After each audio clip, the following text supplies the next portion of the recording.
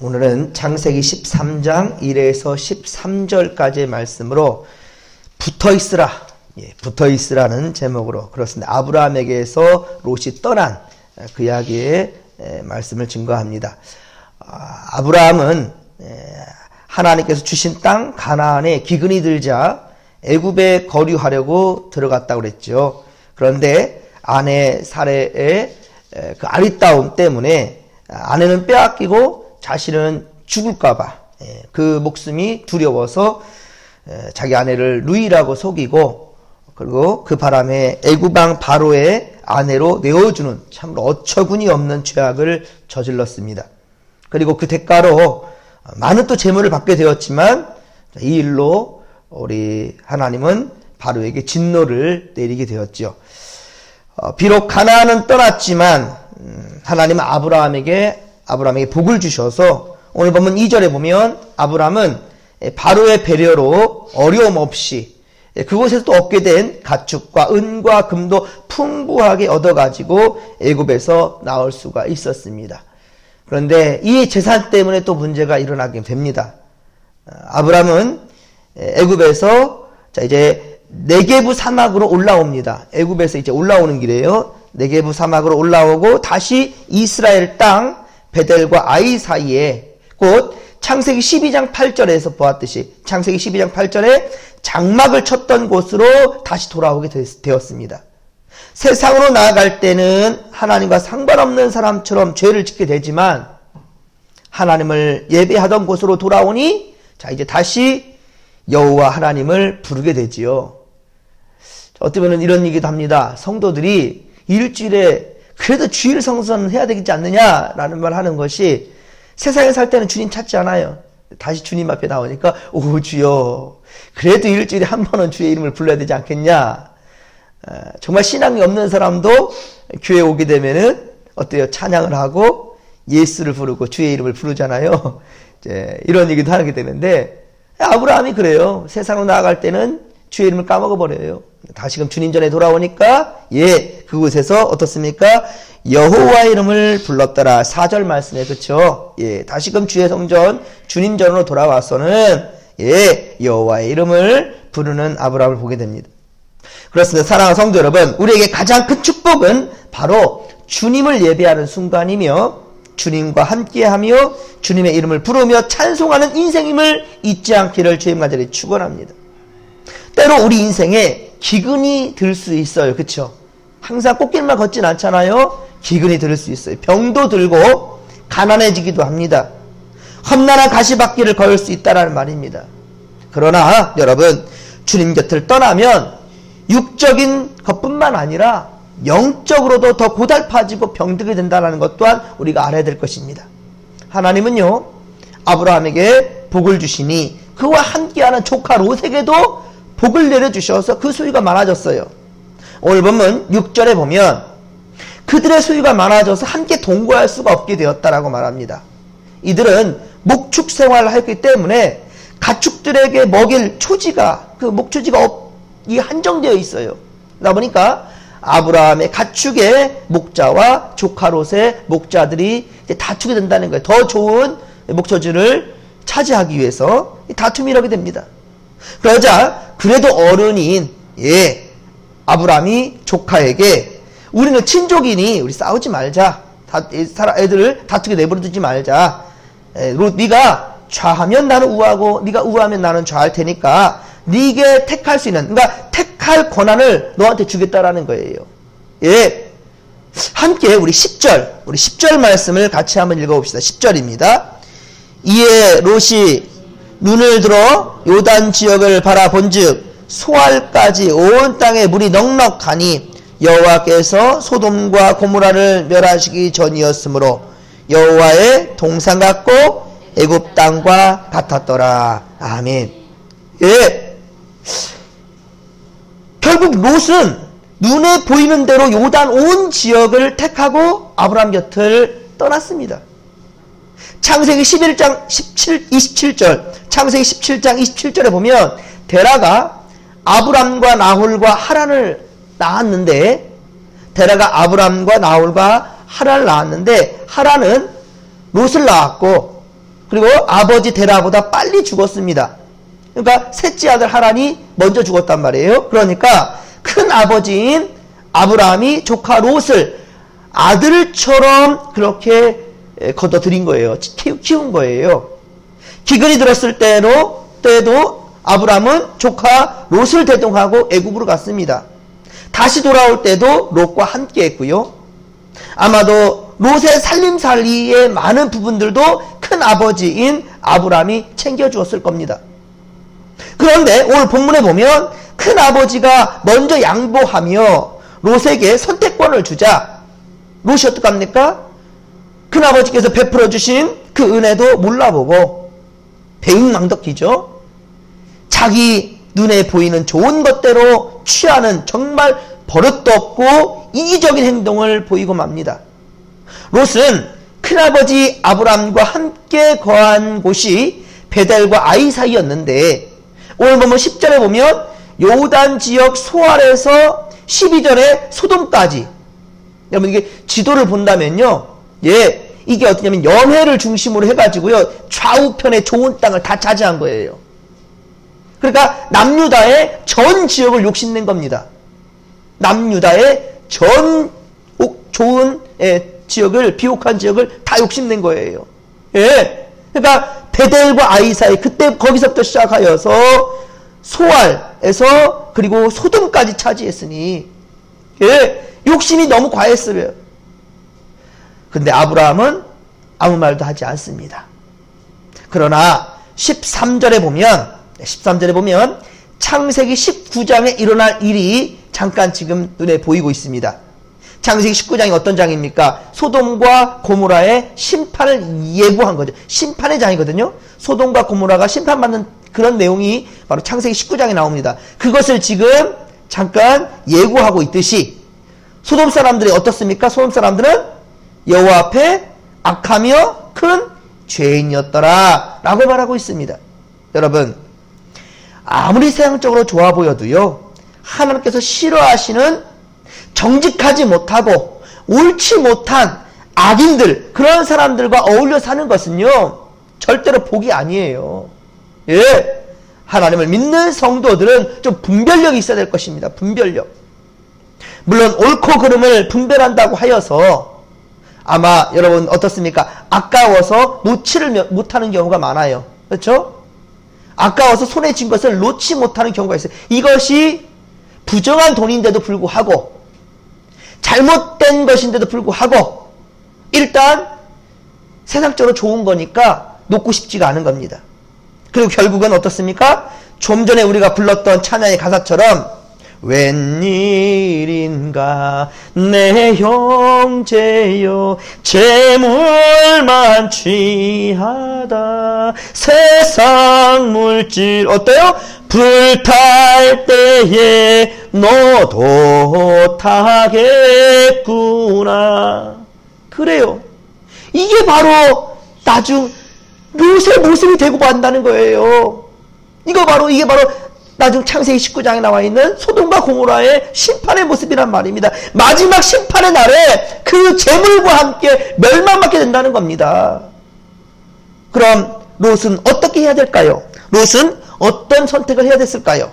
오히려 오늘 본문 7절에 보면 큰아버지 목자들과 자신의 목자들이 다투었단다면 자신들의 목자들을 책망하고 나무라면서 또 큰아버지께 용서를 구했어야 옳지요.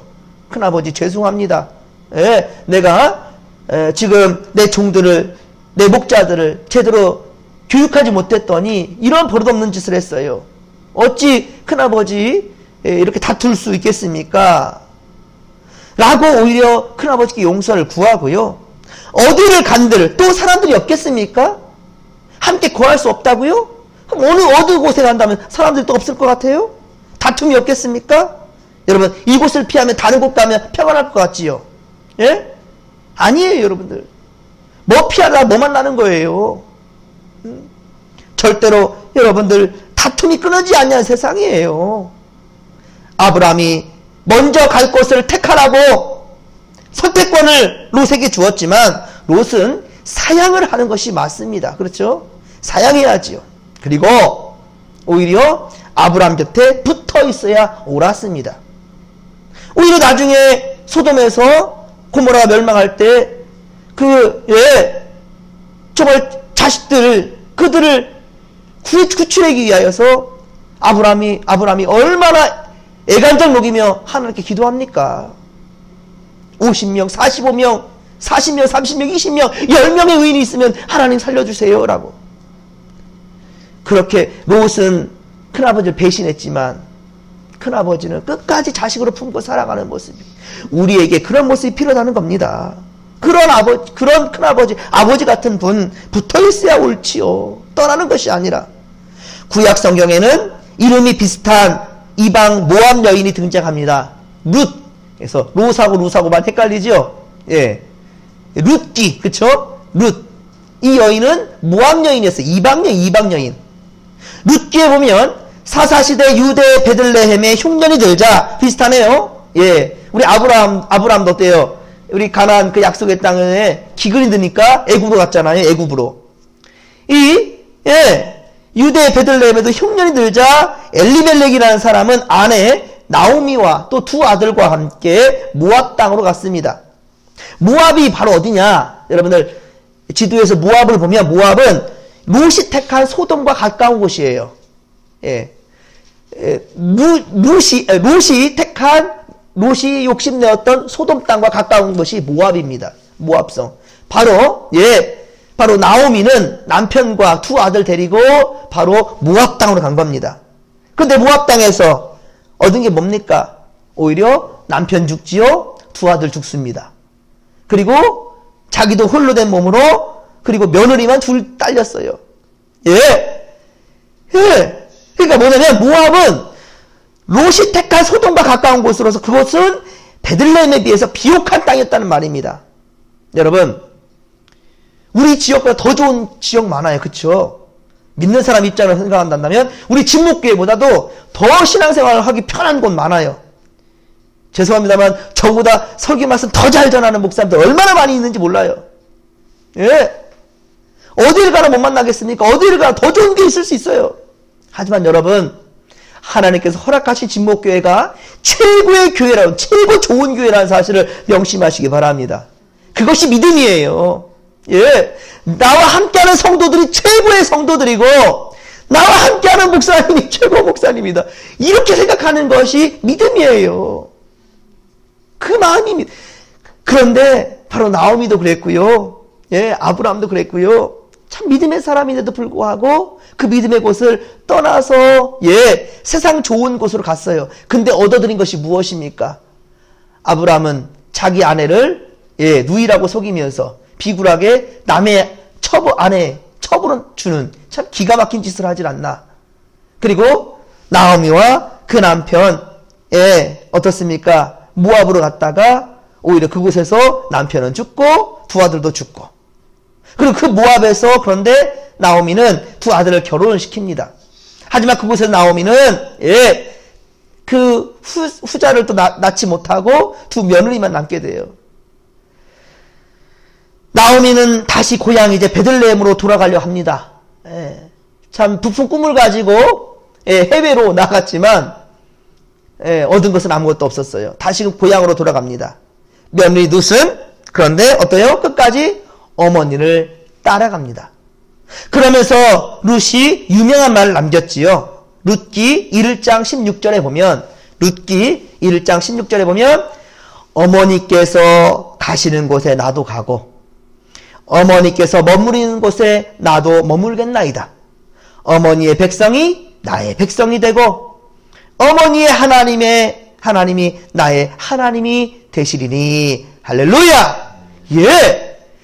이방 여인, 모압 여인, 우리 룻인데 그 어머니와 함께 하고자 하는, 왜 그러겠습니까? 어머니가 잔소리나 하고 맨날 괴롭히는 악덕 시어머니였단다면 그 며느리가 어머니를 딸려 하겠습니까? 그런데 많이 힘든 상황에서도 어머니가 하나님 앞에 기도하는 여인이었고 하나님과 늘 동행하고 입술이 참 예쁘고 정말 믿음 참 너무 좋은 그런 시어머니의 모습을 보았기 때문에 며느리가 이렇게 고백할 수 있지 않았겠습니까? 예, 그렇습니다. 결국 룻은 시어머니를 따라 예루살렘에 갔다가, 베들레헴에 갔다가 이제 보아스를 만나 결혼하게 됩니다. 그에게서 손자 다윗이 나오게 돼요. 예수님의 족보인 마태복음 1장에 보면 당당히 여인으로서, 그것도 이방 여인으로서 이름을 올리게 되는 영예를 얻게 됐단 말입니다. 예, 사랑하는 성도 여러분, 오늘은 주님의 날입니다. 여러분, 코람되어 하나님 앞에서 결단하시기 바랍니다. 어떤 시련과 환난이 닥쳐도 절대로 주님 곁을 떠나지 않겠노라고. 롯처럼 어떤 유혹이 와도 진목교회를 떠나지 않고 코람되어 오직 믿음으로 극복하겠노라 결단하시기 바랍니다. 지금 이 어둠도요, 여러분 지금 캄캄하잖아요. 하지만 빛이 오면, 예, 언제 어둠이 있었느냐들이 싹 거쳐버리면 됩니다. 다 물러가게 돼요. 주님이 오시면 모든 것이 완전하게 될 것입니다. 믿으시면 아멘 합시다. 주님이 오시면 모든 것이 완전합니다. 그래서 고린도전서 13장 12절, 고린도전서 13장 12절에 말씀합니다. 우리가 지금은 거울로 보는 것 같이 희미하나 그때에는, 주님의 그때에는 얼굴과 얼굴을 대하여 볼 것이요, 지금은 내가 부분적으로 아나 그때에는 나를 아시는 이 같이, 나를 아신 것 같이, 그가 나를 분명히 아시니까 나도 온전히 그를 알리라라고 말씀합니다. 할렐루야! 그렇습니다. 지금 눈앞에 보이는 것이 전부가 아니란 말입니다. 그저 빙산의 일각일 뿐입니다. 주님이 재림하실 때 우리는 주님이 우리를 알듯이, 주님께서 우리를 알아주시듯이 우리도 주님을 온전하게 알 수 있다는 거예요. 지금은 우리는 그저 성경 말씀을 통하여서 기도와 말씀 가운데에서, 그리고 예배 가운데 하나님의 뜻을 이렇게 찾아 분별해서 더듬더듬 찾아가지만 주님 재림하실 때는 그럴 이유가 없습니다. 하나님을 대리할 이런 목회자가 필요가 없어요. 하나님과 1대1로 만날 수 있습니다. 대면할 수 있습니다. 그날이 온다는 거죠. 그러니 여러분, 끝까지 참고 견디어 주님 포도나무에 단단히 붙어 있기를 바랍니다. 그런 자만이 충실한 열매를 맛볼 수가 있어요. 롯처럼 세상 것 탐하다가 넘어지지 마시고, 기근이 들었다고 하나님 주신 곳을 벗어나지 마시고, 로마서 5장 3, 4절의 말씀처럼, 로마서 5장 3, 4절의 말씀처럼 환난 중에도 즐거워하는 건강한 믿음이 우리에게 있기를 소망합니다. 환난은 인내를, 인내는 연단은 무엇을? 소망을 이뤄낼 것이기 때문이지요. 할렐루야! 야고보서 1장 12절의 말씀, 이것을 여러분들 믿어야 됩니다. 야고보서 1장 12절의 말씀, 시험을 참는 자는 복이 있나니 이는 시련을 견디어 낸 자가 주께서 자기를 사랑하는 자들에게 약속하신 생명의 면류관을 얻을 것이기 때문입니다. 예, 그렇습니다. 시험을 참고 이기는 자, 그 자에게 복이 있는 것은 무엇인가? 바로 약속하신 생명의 면류관을 얻게 되기 때문이지요. 앞으로도 우리에게 얼마나 많은 유혹과 또 핍박도 있을지 몰라요. 그 누가 코로나19가 이렇게 확산될 줄 알았겠습니까? 그러나 여러분, 타협하지 말고 끝까지 믿음으로 이겨내시기 바랍니다. 아브람은 철없는 조카 롯의 모습에 얼마나 섭섭도하고 속상했겠습니까? 그러나 아브람은 더 욕심내지 않았고요, 오직 하나님과 동행하는, 예, 그런 인생을 택했단 말입니다. 이번 한 주간도 여러분, 우리 믿음으로 시작했으니 세상 것 탐내지 마시고 오직 믿음의 삶을 살아낼 수 있게 되기를 주님의 간절히 축원합니다. 축원합니다. 주여 삼창 부르며 기도하며 나갑니다. 주여, 주여, 주여. 살아계신 하나님 아버지, 고맙고 감사를 드립니다. 세상 것 아무리 좋아 보여도 우리가 택할 것은 주님 앞이며 고난되어 우리 하나님 앞이며 우리 진목교회라는 사실을 우리 잊지 않게 하여 주시옵소서. 또 한 주간 처음 시간을 주님 앞에서 시작하오니 하나님 아버지 이 믿음 변치 않게 하시고 어떤 상황에서든지 오직 주님만을 찬양하며 기뻐하는 믿음의 고속들 다 되게 하여 주옵소서. 함께하여 주옵소서. 오늘도 성산에 올라가는, 성전에 올라가는 발걸음에 복의 복을 더하여 주옵소서. 함께하여 주옵소서.